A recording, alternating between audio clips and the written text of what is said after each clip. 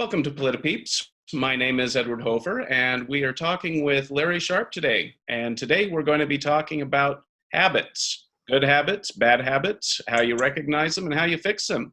So Larry, what are some of your worst habits and some of your best habits? It's a good question. I spend a lot of time trying to break habits. Right, training, I do this for a living. Right, what I do my day job when I'm not doing this is I'm out training and coaching executives and businesses. And one of the things I try to do is recognize that most of this is habit breaking. Right, people who do things in business like micromanage or yell or insert bad thing that people don't like. Very often these things are simply habits. So when you tell somebody don't do this thing, they tend to go back to doing it. It's not because they don't see the value in not doing it, or they don't even that they don't understand that they're doing it. The issue is it's a bad habit, and they have to break the habit. Habit breaking is one of the hardest things we have to do.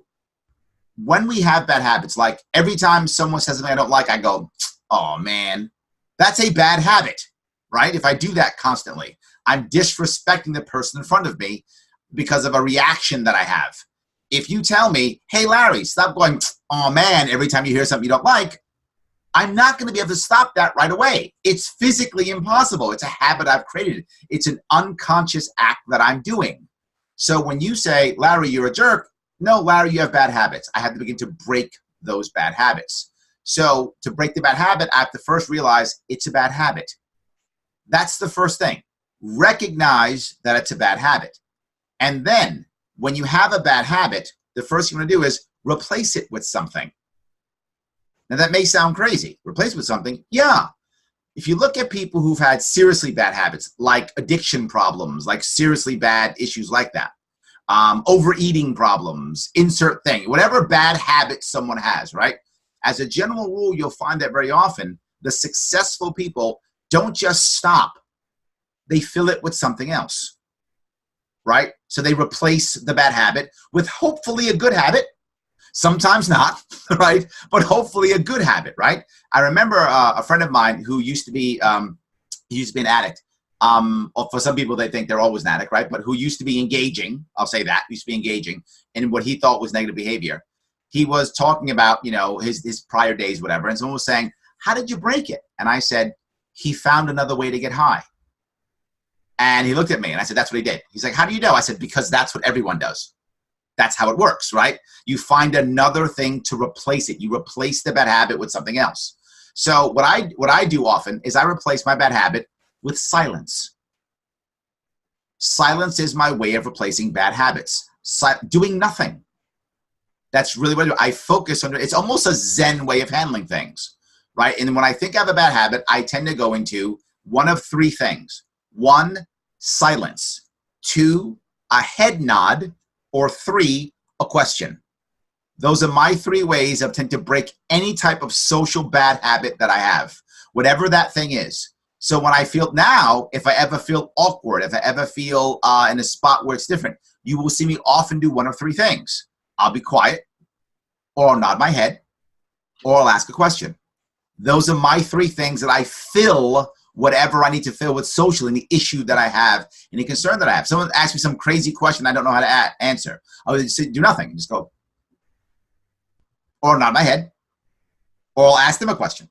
It's a common tactic that I use. It's the way I fill my bad habits when it comes to social issues, if that makes any sense. But no matter what, you have to find something else to fill that gap. If you're someone who loves to You eat when you're stressed, right? If that's your bad habit, right? You're stressed, and whenever you're stressed, you rush for the pizza or whatever is your thing, right? Insert bad habit here. You need something else, right? Something else. Is that going to be a fidget spinner? I'm making that up, but I mean, maybe that's your thing. I don't know your personality, but you've got to find them. Do I call my friend and complain, right? Do I watch bad TV? You've got to fill it with something else, and you will find that people, if they fill the negative with something that's more positive, you will find them be able to break habits. But that's only part 1. The part 2 to breaking bad habits is having positive reinforcement, right? This goes back to something that I talk all the time when training people. When you're training someone, particularly someone who is your peer or your senior, you don't have control over them, you have to do things a different way. And I use the example of killer whales, believe it or not. When you're in a pool training a killer whale, people train killer whales. they don't reinforce negative behavior, right? They ignore negative behavior and they praise positive behavior. If you're in a massive saltwater pool with a killer whale and the killer whale doesn't something you don't like, and you hit the killer whale and the nails go, bad killer whale, and hit the killer whale, that's a bad idea. That killer whale is literally going to eat you. So that's really a problem. So I don't want to do that. The concept is the same with humans. I don't want to smack them and go, bad man, bad woman, bad person. That's a bad idea. Instead, I want to ignore the bad behavior and reinforce and reward the positive behavior. So now you want to have a way of reinforcing your positive behavior, preferably by two different types of people. Someone you love and separately, someone you respect. I'll say it again. They must be separate people. If you happen to love someone and respect them, they only count as one. Find someone else who you love and or respect. Now, this love does not have to be romantic love. It can be, doesn't have to be. It can be familial love. It can be platonic love. It doesn't matter, but someone who you love. Why? Because when that person says, well done, it matters to you because you love or respect that person. When someone outside goes, well done, you go, whatevs. You often find this with celebrities, right? Celebrities who have massive throngs of people who love and respect them, they still are unhappy because mom or dad doesn't. The people who they love and or respect don't give them positive reinforcement. They're still unhappy. They don't change their bad habits.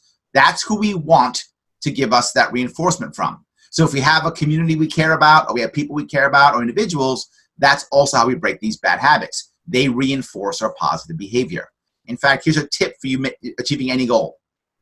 If you want to try to achieve a goal and increase the odds you'll achieve any goal, whatever that is, get a new job, stop smoking, find a new relationship, insert goal here.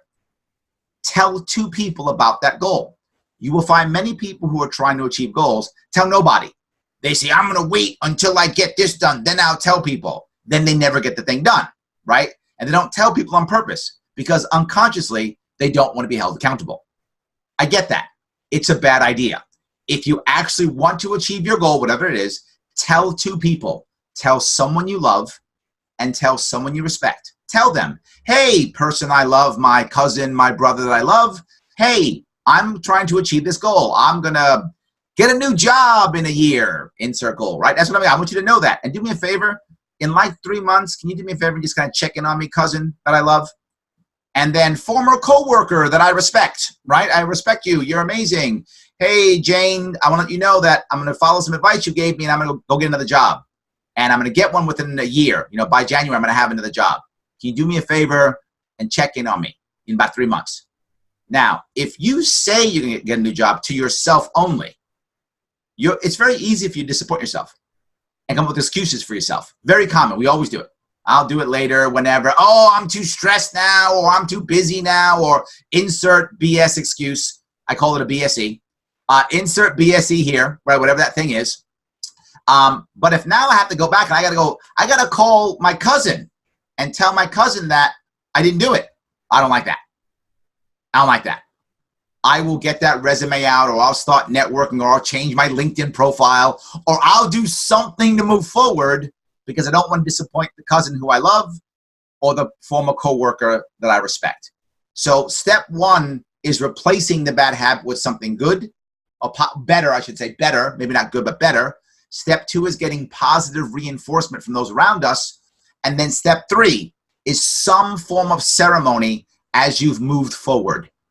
Well, what do you do if somebody doesn't support if the person you love doesn't support your goal? Then you need to find someone else. I'm not joking. If your community does not support you, you're going to fail. If your peer group doesn't support you, the odds of your success just went down tremendously. If you have no one who you respect or you love who's supporting you, the odds of your success just went down tremendously. Why do you think so few people are able to break their addictions? So few people are able to get out of the prison industrial complex. They don't have support. One of the reasons why my mom got through is because I was there to support her. I loved her. She loved me. I was there to support her, reward her good behavior. So she was clean forever. She never went back. She never relapsed. That's not the only reason. But that's one of the reasons. That's part of the three, right? Mm-hmm. That's part of the three. Yes. If the person who isn't supporting you is your intimate partner, let's say you're married and your spouse doesn't support your entrepreneurial activities and wants you to go get a full-time job, how would you advise somebody in that situation?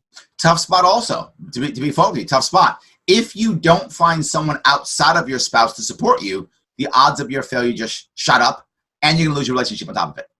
Now, here's the advantage. If your spouse, right, you want to be an entrepreneur, whatever you want to go off and be an astronaut, whatever the thing that you want to be. If your spouse doesn't support it, there's a difference between not supporting and actively trying to stop, right? If they're actively trying to stop it, you have a marriage problem. Let me be clear about that. You have a marriage problem. It's not an entrepreneur problem, it's a marriage problem. You have to fix your marriage or end your marriage. If he or she is actively trying to stop you, then you need to either fix that marriage or end it. They don't have to necessarily support you. They can be doing their own thing, you're doing your own thing. But there's a difference between sabotaging, supporting, and just doing nothing. If your spouse is actively sabotaging you, that's a problem. But again, if they're just doing nothing, that's okay. The issue here is, if you fail as an entrepreneur, what does your spouse do? Remember, your partner is supposed to share in both your successes and your failures. They share in both. If you're this entrepreneur and you make $1 bazillion, they should be behind you going, well done, I'm so glad you did that. I thought it was crazy. I left you alone, but hey, good job. I'm glad you've become the successful entrepreneur. And if you fail, they should say, I'm sorry that you failed. I kind of thought you would. That's why I kind of walked away. But hey, I'm sorry you failed. How can I help get you back up? If your spouse is doing that, you're good. If your spouse is, told you so, you loser, you have a bad marriage. I'm not joking. You need to end that or fix that. Your spouse, no partner should be happy that you failed. If your partner is competing with you and saying, I'm better than you, or I'm happy that you failed, told you so, loser, you need to fix or end that marriage. Once I've achieved some level of success, and to be clear, ceremony has to happen as you're making successes, right? So if I'm trying to get that job or whatever it is, I can't just have a ceremony when I got the job. And I use ceremony as a very generic phrase. Ceremony could be a nice email I send out. A ceremony can be a firm handshake, can be a hug and a kiss, right? It's something that we agree we're doing publicly to say, hey, you achieved something. That's how I define ceremony. So I don't want to have a ceremony only after I've gotten a job, but after I've made steps. So I've agreed that my first step in getting my job is, I'm making this up, changing my LinkedIn profile. That is my first step, right? So when I do it, I go to my spouse or my friend or whomever and I go, hey, you know what? I changed my LinkedIn profile and I put my resume together. And someone should go, well done. Let's go to the bar and have a drink if that's your thing. Let's tell people, let's post it on Twitter, whatever is your ceremony, let's do something. That's part of that reinforcement, is some form of ceremony with people, again, whom you either love and or respect. Those three things are the best way to begin to change your habits, right? But the ceremony piece has one more aspect to it, and that is, I can only have ceremony if I have very specific small steps. I want small steps towards that goal. The goal of changing habits should never actually be, to be forward with you, the end game of perfection, meaning day-to-day goals. The overall goal, of course, is that.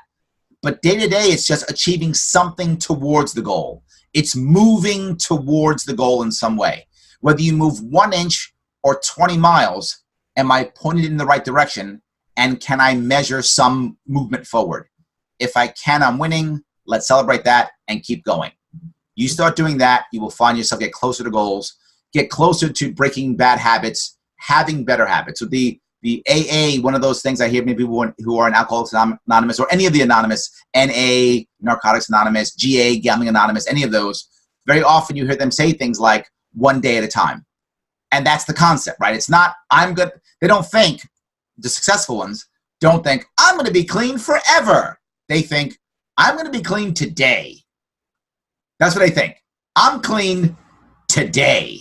It's one step at a time. And they give themselves, you notice any of those groups, that support groups, they have some form of ceremony. Hey, you've been clean for 3 months. Here's a piece of something that says 3 months. Or you've been clean for a year. Here's a thing. Or you haven't gambled in a day. Here's a thing. There's some type of ceremony around people who love them, and that's the goal. Feeling loved, feeling supported, some form of ceremony, one step at a time. It increases the odds of you breaking any habit. To be clear, deep-rooted habits will be a whole lot harder to break, and sometimes you'll fail and fall back. Simpler habits will be easier to break, but the concepts are exactly the same no matter what. Yeah, so the ceremony is kind of a recognition and a reward for having made a step forward, something significant. That's correct. You want to reinforce good behavior versus punishing bad behavior. Here's the issue, particularly with loved ones. People don't realize this. The opposite of love is not hate. The opposite of love is apathy. So when I'm angry at someone, I still care, right? If you're actually still angrily arguing with your spouse or girlfriend or boyfriend, there's still something there. When you don't care and you walk away, then it's over, right? Mm-hmm. Apathy means it's over. Anger means you got a shot still because you still care. Kids know this instinctively. If you see kids, right? If anyone who has kids, I tell them this all the time. Your kid wants your attention, period. If you don't give them positive attention, they will get negative attention. That's how kids work. They will get negative attention. If you don't give your kids positive attention, they will act out and you'll hit them or beat them or yell at them or scold them or insert way you punish them, whatever that thing is, and they'll take it. If a child has an option of being beaten or being ignored, I hope that's not their only option. I'm just saying, if that were their only option, they would take a beating every single day over being ignored. Happily, eagerly, they would take it. Because if you're scolding your kid or punishing your kid, the assumption is you care. They would take that over apathy. Please don't do that to your kids. I'm just saying that's the concept to understand. So apathy is the issue, right? If you don't care, then it's over. Well, thank you very much. That sounds like some very good advice. How can people find you? Hey, head over to the Sharpe Way, sharpeway.com, the Sharpe Way with Larry Sharpe Facebook page, Sharpe Way Twitter, Sharpe Way Instagram. Love to have you in my world. And I am Edward Hoefer with PolitiPeeps. If you liked this video, please like it and share it with your friends. And if you haven't already, subscribe and ring the bell so you can get our notifications.